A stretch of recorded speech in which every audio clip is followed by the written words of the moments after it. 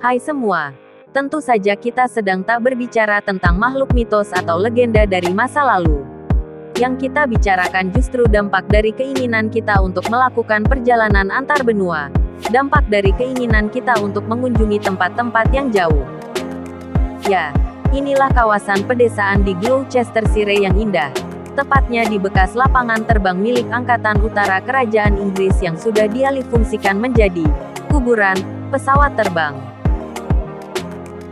Ada 5 pesawat jumbo, 2 Boeing 777, beberapa pesawat Airbus A320, dan 20 pesawat penumpang lain berukuran besar yang teronggok begitu saja.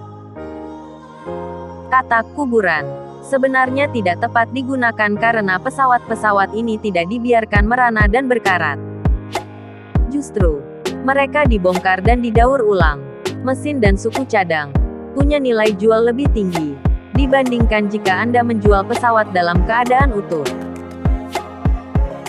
Hal yang harus dilakukan adalah membongkar secara hati-hati setiap pesawat yang dipensiunkan. Nilai terbesar antara 80 hingga 90% dari satu pesawat yang dirongsokkan adalah di bagian mesin.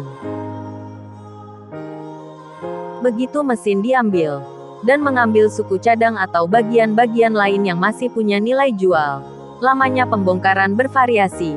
8 pekan untuk pesawat berbadan sempit seperti Boeing 737 atau Airbus A320.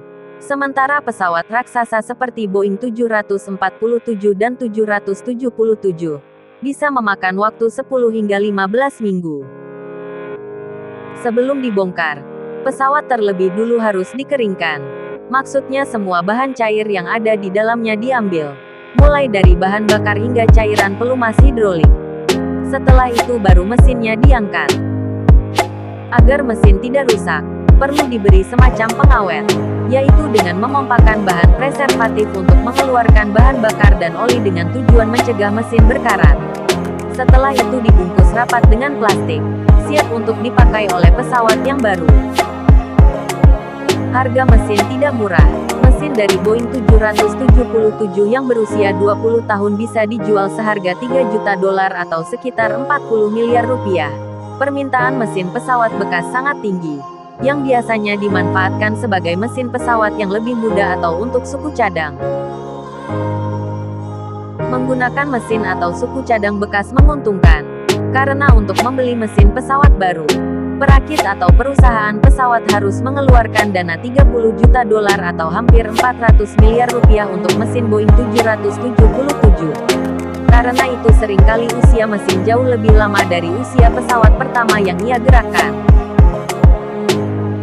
Bagian lain yang berharga termasuk komponen pendaratan, unit sumber tenaga tambahan, berbagai peranti penerbangan, dan sistem pendingin. Dengan kata lain, hampir semua komponen penting diambil yang pada akhirnya hanya menyisakan badan pesawat. Flight deck yang ada di kokpit dijual ke akademi atau sekolah penerbangan sementara pintu dan kursi dijual ke para peminat dunia penerbangan. Kursi-kursi pesawat juga dijual ke sekolah awak pesawat atau ke studio film. Dan harganya ternyata tidak murah. Kursi untuk kelas ekonomi dijual ratusan dolar sementara kursi di kelas 1 bisa bernilai ribuan dolar. Bahkan sabuk pengaman pun tak luput dari incaran. Tak semua pesawat yang dipensiunkan akan didaur ulang. Di gurun Arizona, Amerika Serikat, terdapat kuburan massal tempat alat transportasi udara ini dionggokkan begitu saja. Banyaknya pesawat yang pensiun mengenaskan seperti ini tak lepas dari perubahan besar di industri penerbangan. Perubahan dalam aturan keselamatan dan peningkatan produksi membuat jumlah pesawat yang dipensiunkan dini mengalami peningkatan tajam. Saat ini antara 400 hingga 600 pesawat komersial dibongkar setiap tahun. Aktivitas ini menyebabkan sampah dalam jumlah besar, setara dengan 30.000 ton aluminium, 1.800 ton alloy, 1.000 ton serat karbon dan 600 ton komponen lain. Jumlah gunungan sampah dari pembongkaran pesawat diperkirakan akan terus bertambah. Organisasi Penerbangan Sipil Internasional ICAO mengatakan jumlah pesawat komersial yang akan pensiun dalam 13 tahun mendatang mencapai tak kurang dari 18.000 unit. Tahun lalu ICAO mengumumkan kerjasama dengan Asosiasi Daur Ulang Pesawat AFRA dengan tujuan meningkatkan angka proporsi komponen pesawat yang bisa dipakai kembali.